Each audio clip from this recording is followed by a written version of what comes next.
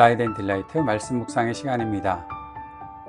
사랑하는 주님, 오늘도 새날을 열어주시니 감사합니다. 주님, 제가 주님께서 주신 사랑에 안주하지 않고 타인에게 사랑을 베풀기를 원합니다. 제게 맡겨진 일상을 소중히 여기고 소명으로 여기며 정직하게 수고하며 삶을 지킬 수 있게 하옵소서. 타인의 삶에 걸림돌이나 민폐가 되지 않게 하시고 성실과 정직으로 그리스도인의 품위를 지키며 살게 하옵소서. 저의 모든 삶이 하나님의 영광을 드러내기를 원합니다. 성령께서 매 순간 제 삶에 충만히 거하여 주옵소서. 예수님 이름으로 기도드립니다. 아멘. 오늘은 데살로니가 전서 4장 9절에서 12절까지의 말씀을 함께 읽고 묵상하겠습니다. 데살로니가 전서 4장 9절에서 12절까지의 말씀입니다. 교우들에 대한 사랑을 두고서는 여러분에게 더 쓸 필요가 없겠습니다.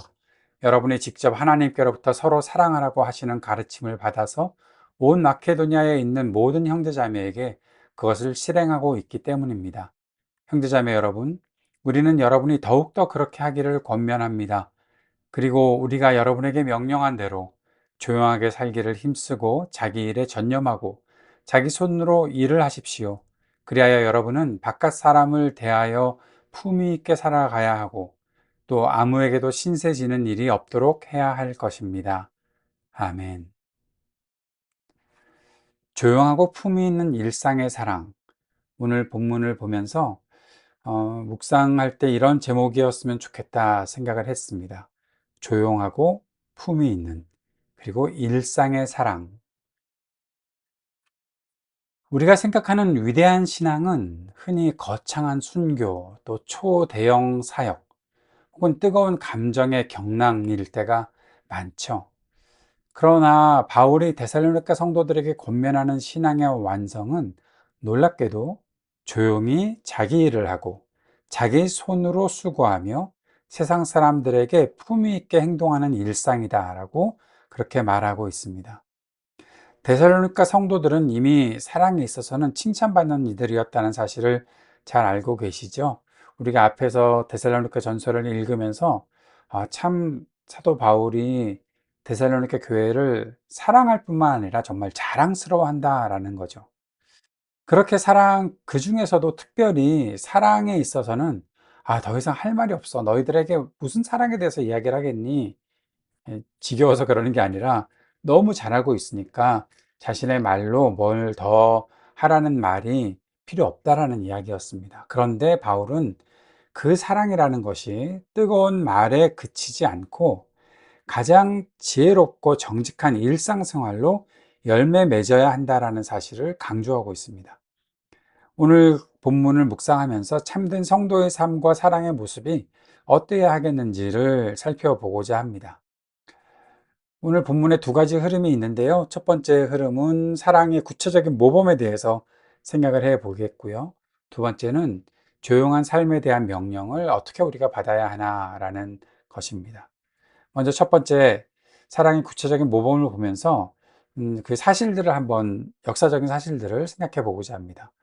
이 사랑이 데살로니가 전서에 있는 데살로니가 교회의 사랑이 소문이 났던 이유 중에 하나가 마게도냐 형제들에게 펼쳐졌던 구체적인 사랑의 모범 때문이었습니다.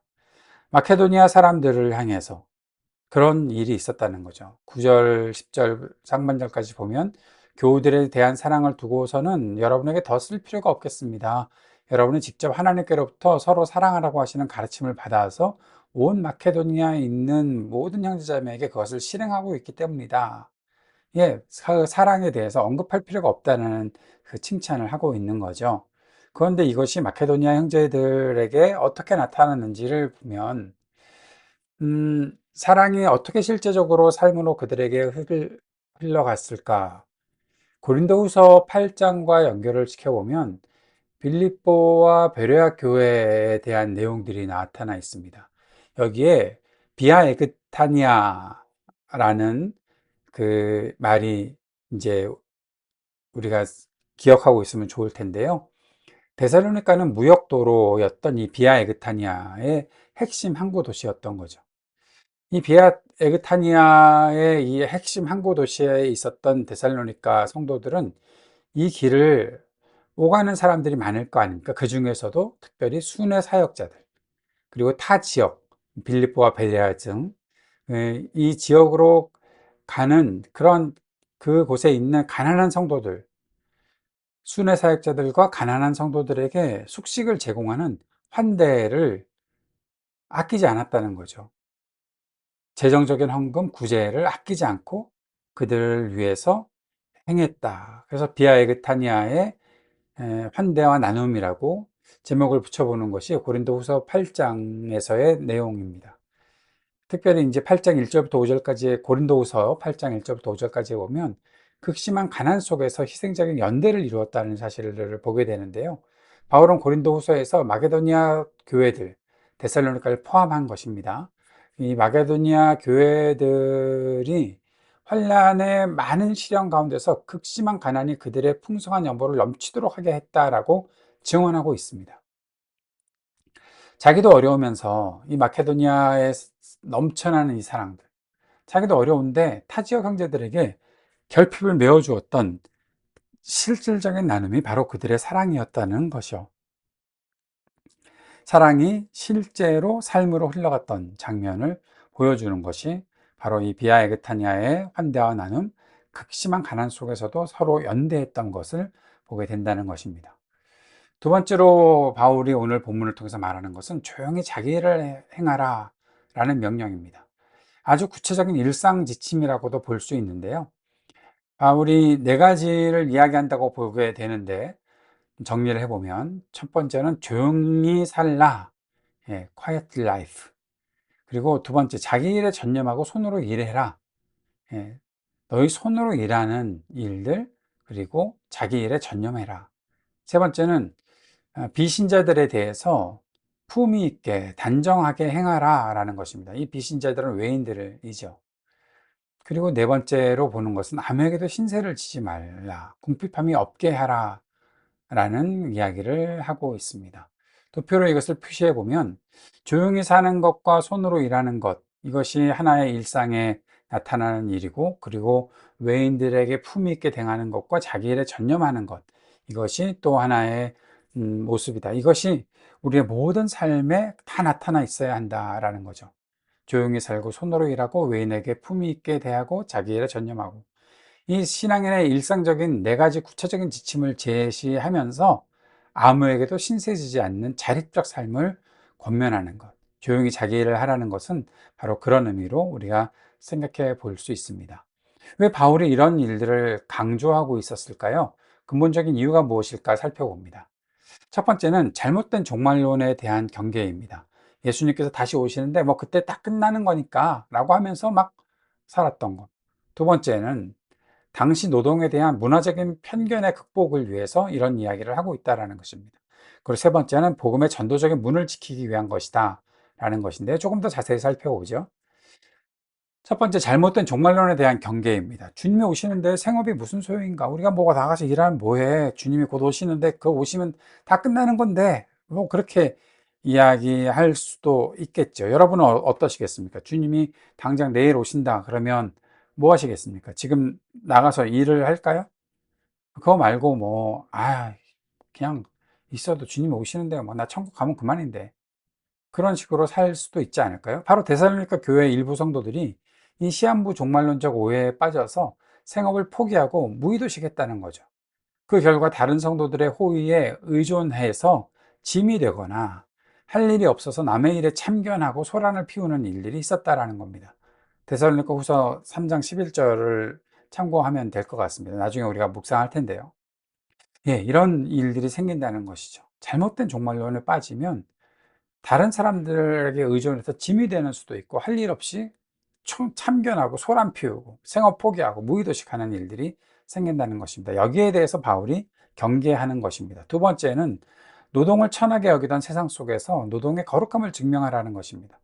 당시 헬라 로마 사회에서는 육체적 노동을 하는 것들, 그건 그런 건 노예들이나 하는 거지 라고 하면서 천하게 여겼다는 거죠. 바울은 신앙인이 스스로 일함으로써 노동의 거룩한 가치를 바로 세우고 신앙적 자립을 이루기를 원했다는 것입니다. 손수 일해서 그 노동의 가치를 생각하고 신앙적 자립을 이루어야 한다. 이것이 차별하고 계급을 따지던 그런 사회에 아주 중요한 메시지로 전달되었겠지요. 세 번째는 바로 그리스도인의 일상이 살아있는 전도지이기 때문입니다. 그리스도인이 일상에서 게으르고 남에게 손을 벌리고 사회적 질서를 어지럽히면 세상 사람들이 뭐라고 하겠습니까? 아, 예수 믿는 사람들 게을러? 민폐 끼치는 사람들이야? 라고 하면서 복음 자체까지도 비방하는 일들이 생긴다는 거죠. 그래서 그리스도인의 일상은 그 자체로 세상에 보여주는 살아있는 전도지가 되어야 한다는 것입니다. 저와 여러분의 삶이 바로 이렇게 우리의 삶을 보면서 사람들이 복음이 어떻게 쓰여져 있다라는 것을 알 수 있어야 된다는 거죠. 적용으로 들어가 봅시다. 개인적인 적용을 먼저 해보겠습니다. 질문을 던져 보십시오. 나는 내 삶의 터전에서 정직하고 성실하게 살아가고 있는가? 내가 맡은 본업과 작은 노동을 하나님이 주신 거룩한 소명, 콜링으로 받아들여야 한다는 거죠. 그리고 영적인 일이라는 이유로 일상의 일들을 하찮게 여기던 태도를 회개하고 내 손으로 정직하게 땀 흘려 일하는 성실함을 회복해야겠습니다. 공동체적으로 적용하면서 우리 공동체가 함께 이런 질문 던져보죠. 우리 사랑은 지혜롭고 자립적인 사랑인가? 타인의 사생활이나 일에 지나치게 참견하기보다 조용히 자기 일에 전념하면서 상대를 배려하는 품격 있는 교제를 나누는 것이 필요하지 않겠습니까? 오늘 그 메시지를 하나 듣다 보니까 설교에서 목사님이 그런 말씀 하시더라고요. 나이가 들면 들수록 줄여야 할 것이 있다. 오지랖을 줄여야 된다라는 거예요. 근데 우리가 보통 남의 일에 참견하는 거 얼마나 쉽게 또 많이 합니까? 상대방을 배려하는 품격 있는 교제가 우리에게 있기를 바랍니다. 도움을 받는 데만 익숙해지지 말고 스스로 자립하고 오히려 연약한 다른 지체를 도울 수 있는 풍성한 삶이 되도록 서로 격려하는 일도 필요하겠죠. 공동체가 좀 피곤하게 만드는 그런 일들이 없도록 우리가 주의해야겠습니다. 사회적으로 적용하면서 이런 질문을 던져보죠. 세상 속에서 그리스도인으로서 품위 있게 단정하게 살고 있는가? 그런 품위를 지키고 있는가? 상도덕 지켜야 되겠죠. 직장에서 솔선순범해야 되겠죠. 약속과 책임을 다해야 되겠죠. 그렇게 해서 비신자들에게 신뢰를 얻는 삶, 저 사람 믿을 만한 사람이다라는 그런 일들이 우리에게 있어야 되지 않겠습니까? 또 한 가지는 열광적인 말이나 구호보다 성실하고 정직한 일상이라는 조용한 삶의 언어가 우리의 신앙의 언어가 되었으면 좋겠고, 복음의 우수성과 거룩함을 증명해내는 그런 일들이 되었으면 좋겠습니다. 요란하거나 과시적이지 않은 신앙, 하나님을 사랑하기에 형제를 더욱 깊이 사랑하고 자기 손으로 성실하게 일하면서 세상 속에서 단정하게 서는 삶, 오늘 하루 우리에게 맡겨진 일터와 가정이라는 거룩한 영역에서 성실과 정직으로 주님의 품위를 나타내는 우리 모두가 되기를 축복합니다. 주님께서 가르쳐 주신 기도 드리겠습니다. 하늘에 계신 우리 아버지, 아버지의 이름을 거룩하게 하시며 아버지의 나라가 오게 하시며 아버지의 뜻이 하늘에서와 같이 땅에서도 이루어지게 하소서. 오늘 우리에게 일용할 양식을 주시고 우리에게 잘못한 사람을 용서하여 준 것 같이 우리 죄를 용서하여 주시고 우리를 시험에 빠지지 않게 하시고 악에서 구하소서. 나라와 권능과 영광이 영원히 아버지의 것입니다. 아멘.